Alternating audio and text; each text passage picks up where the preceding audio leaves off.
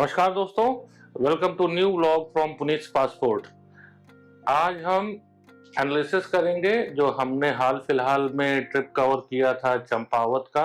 हम लखनऊ से निकले और चंपावत लोहा घाट विजिट करके 3 दिन में हम वापस आए। आपको हम सारी जानकारी देंगे, कहाँ जाएं, कब जाएं और क्या क्या जगह घूमने वाली हैं, क्या क्या ले जाना चाहिए पैकिंग में, क्या क्या नहीं ले जाना चाहिए। तो चलिए शुरू करते हैं अपनी एनालिसिस के साथ।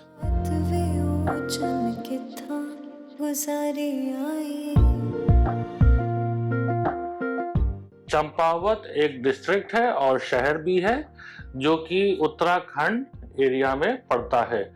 आपका टनकपुर और पूर्णगिरी मंदिर भी उसी डिस्ट्रिक्ट के अंतर्गत आता है। लखनऊ से चंपावत की दूरी करीब 413 किलोमीटर है और उससे 13 किलोमीटर और आगे एक और बढ़िया सी जगह है, या शहर कह लीजिए छोटा सा, लोहा घाट। चंपावत जाने के लिए आपको लखनऊ, दिल्ली से या मुख्य शहरों से बसेस मिल जाएंगी जो कि टनकपुर तक तो आपको पहुंचा ही देंगी। और अगर उसके आगे के लिए आपको डायरेक्ट बस आपके शहर से ना मिले तो आप टनकपुर आकर के वहां से बस पकड़ सकते हैं। टनकपुर से चंपावत की दूरी करीब 80 किलोमीटर है और ये दूरी करीब करीब 2.5 से 3 घंटे में पूरी होती है।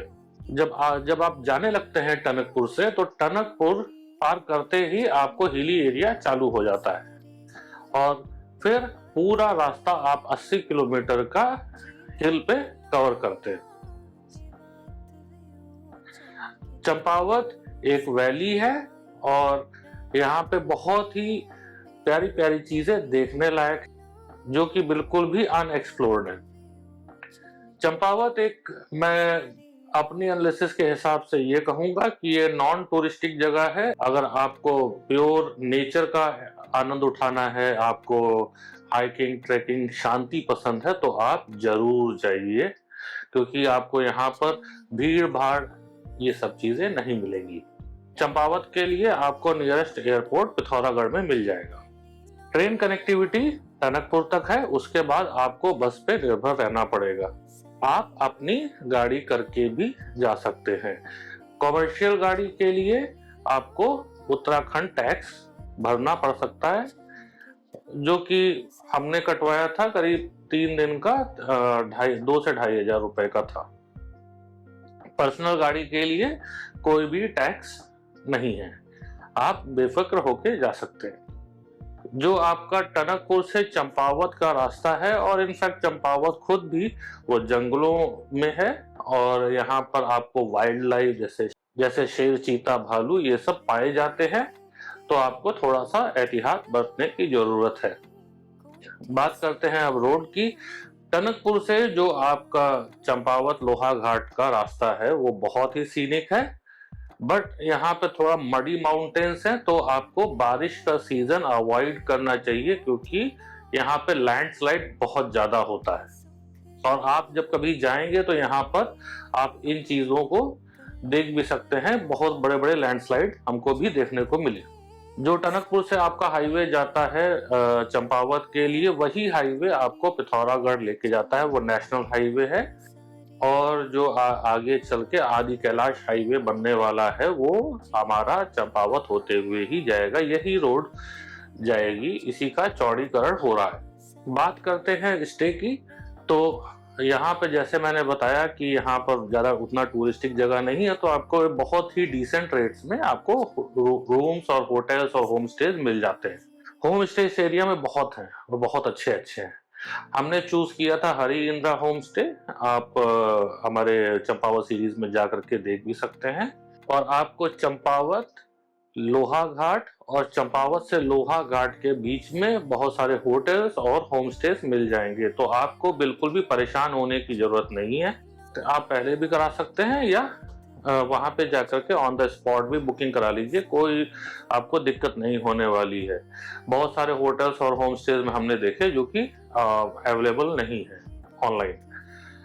इनफैक्ट KMVN के भी जो आपका कुमाऊं मंडल विकास निगम है उनके भी होटल्स होते हैं, तो उनके होटल आपको टनकपुर, चंपावत और एबर्ट माउंट लोहा घाट में मिल जाएंगे। और उनकी ऑनलाइन वेबसाइट है, आप ऑनलाइन वेबसाइट पे उनके रेट्स चेक कर सकते हैं और अवेलेबिलिटी भी चेक कर सकते हैं। चंपावत आपका एक डिस्ट्रिक्ट है तो ऑब्वियसली एक बड़ा शहर है। लोहाघाट आपका थोड़ा सा कंपैरेटिवली छोटा है और वहां पे थोड़ा संसाधन आपको कम मिलेंगे। जैसे हमको रेस्टोरेंट्स के मामले में थोड़ा सा लगा कि आपको कम अवेलेबिलिटी रहेगी इन कम एज कंपेयर टू चंपावत। तो अगर आप स्टे करने का सोच रहे हैं तो चंपावत या चंपावत के आसपास देखिए। हालांकि दोनों शहर की दूरी बस 13 से 14 किलोमीटर की है, बट थोड़ा आप चंपावत के पास रहेंगे तो आपके लिए थोड़ा सा इजी रहेगा। अब बात करते हैं घूमने वाली जगह की। तो उत्तराखंड वैसे ही बहुत सीनिक है, बहुत प्यारे प्यारे सीन्स हर मोड़ हर गली पे मिल जाते हैं। हालांकि फिर भी कुछ एक स्पॉट्स हैं जो आपको बिल्कुल भी कवर करना नहीं भूलना चाहिए। सबसे पहला आता है Champawat tea garden. Champawat tea garden Champawat शहर में ही बस बना हुआ है और वहां पे आपको 20 रुपीज की टिकट दे करके आप टी गार्डन घूम सकते हैं, वहां पे फोटो खिंचा सकते हैं। सेकंड नंबर पे आता है गोलजू देवता का मंदिर, जो कि चंपावत टी गार्डन के पास में ही है और गोलजू देवता की बहुत ही प्रसिद्ध कहानी भी है, जो जिस वजह से उनकी बहुत मान्यता है पहाड़ी इलाकों में। आप हमारे चंपावत सीरीज में देख सकते हैं, हमने फुल इंटरव्यू किया था वहां के पुजारी के साथ और आपको कंप्लीट जानकारी भी दी थी, तो वो भी विजिट करना बिल्कुल भी मिस ना करें। उसके बाद वहीं से आपको गोलजू देवता मंदिर से 1 से 2 किलोमीटर की दूरी पे ही मिल जाता है बालेश्वर मंदिर, जहां पे आपको विभिन्न प्रकार की नक्काशी, स्पेसिफिकली आप उत्तराखंड में खड़े होते हैं, आपको उड़ीसा के मंदिरों की स्टाइल, खजुराहो की स्टाइल और आपको पत्थरों पे तमिल और तेलुगु लिखी हुई मिलती है। वो एक बहुत ही यूनिक एक्सपीरियंस था इन चीजों को देखना, और वो एएसआई के अंडर में भी आता है। बालेश्वर मंदिर के ठीक बगल में प्राचीन नौला है। नौला का कॉन्सेप्ट आपका वहां पर पहाड़ों पे रखा जाता है ताकि वाटर रिजर्व कर सके, ताकि रन आउट होकर प्लेन्स में ना चला जाए। तो पुराने जमाने में कैसे करते थे, वो एक आर्किटेक्चर, एक बिल्डिंग, एक एंटिटी बनी हुई है जिसको आप विजिट कर सकते हैं और इस चीज को समझ सकते हैं। इसी बात से एक और पॉइंट निकल के आया कि वहां पर पहाड़ों पे आपको हर जगह जगह ये नौला लगे हुए मिल जाएंगे और भाई साहब आप वहां जाइए तो ये नौला का पानी पीना बिल्कुल मत मिस करिएगा। आप आरओ, बिस्लेरी, किनले सब भूल जाएंगे। चंपावत में नॉर्मली मार्केट के आसपास ये 2-3 एरिया हैं जो कि आप घूम सकते हैं। घटोत्कच मंदिर है। उसके बाद हम निकल पड़े थे लोहा घाट की तरफ। लोहा घाट में हमने सबसे पहले विजिट किया कोलीढेग झील, जो कि आर्टिफिशियल झील है, जो कि अभी 4-5 साल पहले बनाई गई है as part of the project of the Uttarakhand government. और उसके बाद वहां पर आप बोटिंग कर सकते हैं, डैम है उसको विजिट कर सकते हैं, लेक साइड आप वॉक कर सकते हैं। बहुत ही मनमोहक नज़ारा रहता है। और स्पेशली मैं सजेस्ट करना चाहूंगा, आप या तो अर्ली मॉर्निंग जाइए, तब आपको बहुत प्यारा लेक का नज़ारा मिलेगा, या फिर आप late in the evening around 3 to 4 PM के आसपास जाइए। 5-6 बजे के आसपास लेक बंद हो जाती है, बोटिंग भी बंद हो जाती है। उसी कोलीढेग झील से हम नेक्स्ट जाते हैं बाणासुर फोर्ट की तरफ, जिसका शायद ये वीडियो चल भी रहा है। बाणासुर फोर्ट आपका ऊंचाई पर है और अच्छी खासी चढ़ाई है। इतना एलिवेशन मैंने अभी तक कहीं एक्सपीरियंस नहीं किया है। अराउंड 1 से 1.5 किलोमीटर की चढ़ाई है और उतना मीडियम, इसको मीडियम ट्रैक कहूंगा मैं, तो आप उसको भी एक्सपीरियंस कर सकते हैं। हिल टॉप पे पहुंच के आपको नंदा देवी पर्वत श्रृंखला आपको दिखाई दे जाएगी, आप भरपूर आनंद उठा सकते हैं। बट बाणासुर फोर्ट पे जाने से पहले कुछ बातों का जरूर ध्यान रखें। आप खाने पीने के लिए कुछ जरूर लेके जाएं, क्योंकि आप जब तक ऊपर पहुंच आप एग्जॉस्टेड फील करते हैं और आपको कुछ इमीडिएट एनर्जी और पानी जरूर चाहिए होता है। लोहा घाट से ही कुछ दूरी पे आपको बीएसएफ कैंप मिल जाएगा। उसी के पास बहुत सारी दुकानें हैं जो कि बन कटकी सेल आउट करती हैं। बन कटकी एक बहुत ही यूनिक डिश है जो कि स्पेसिफिकली उत्तराखंड में मिलती है और आई थिंक लोहा घाट में तो इस बहुत ज़्यादा लोकल है ये। तो वहाँ पे बन कटकी और चाय आप जरूर एक्सपीरियंस करिए, एक नायाब एक्सपीरियंस है।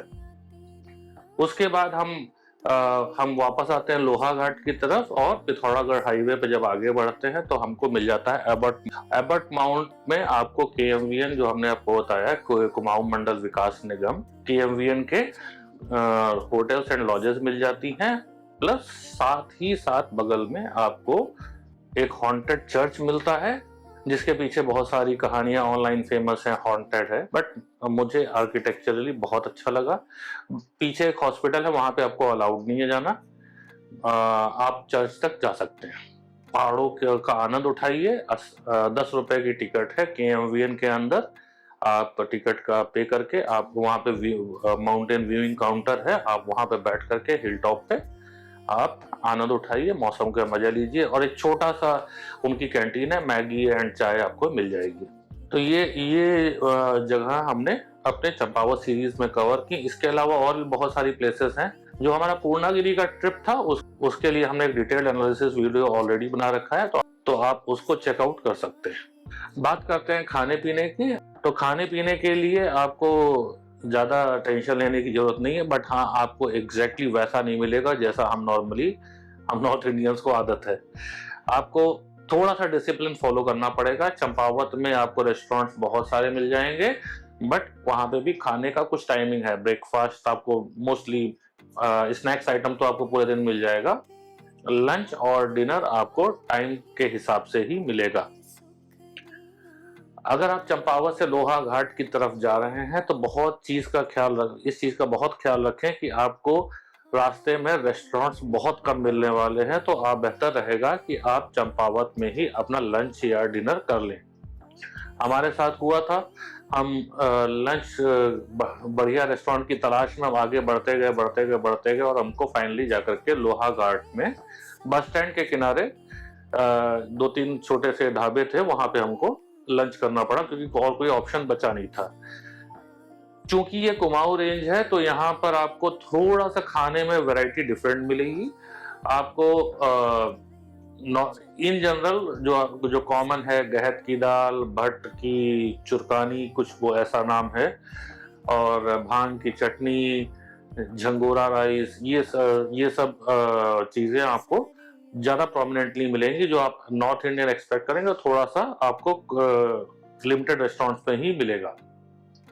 हाँ, स्पेशली पहाड़ी रायता या कुमाऊनी रायता बोलते हैं, वो जरूर ट्राई करिएगा, वो बहुत अल्टीमेट है और हर रेस्टोरेंट या ढाबे पे मिलता है। और खाना वहां पे बहुत ही सादा मिलेगा, सिंपल मिलेगा, नॉन स्पाइसी। आप स्पाइसी की ज्यादा उम्मीद मत करिए। बात करते हैं पेट्रोल पंप्स की। तो आपको पेट्रोल पंप बहुत ही सिलेक्टेड लोकेशंस पे मिलेंगे। जैसे आप लोहा घाट एंटर करेंगे तो एंटर करते ही आपको एक पेट्रोल पंप मिलेगा, उसके बाद आपको पेट्रोल पंप नहीं मिलेगा। इसी तरीके से चंपावत में भी लिमिटेड ही मिलेंगे। बेटर ये रहेगा कि आप टनकपुर से अपनी टंकी फुल करके चलें, और जहां कहीं भी आपको पेट्रोल पंप दिखाई दे तो आप उसको रिफिल करा लें। एक चीज और मिस कर दी हमने बतानी घूमने के लिए। आप अगर चंपावत साइड से आ रहे हैं तो लोहा घाट से जस्ट पहले ब्रिज पड़ता है, उस ब्रिज से पहले आप लेफ्ट लेंगे, 8 किलोमीटर आगे जाकर के अद्वैत आश्रम आता है। जगह का नाम है मायावती, बोलचाल की भाषा में लोग मायावती आश्रम भी बोल देते हैं। तो आप वहां जरूर विजिट करिएगा। उसका टाइमिंग मैंने अपने व्लॉग में दे रखा है। तो बीच में लंच टाइमिंग के लिए 1-2 घंटे के लिए बंद होता है, उसके बाद आप उसके पहले और बाद में आप विजिट कर सकते हैं। आश्रम बहुत ही सुंदर बनाया हुआ है, मस्ट विजिट प्लेस है जब आप कभी उधर जा रहे हैं तो। बट आपको वहां पे फोटोग्राफी वीडियो बनाना अलाउड नहीं है।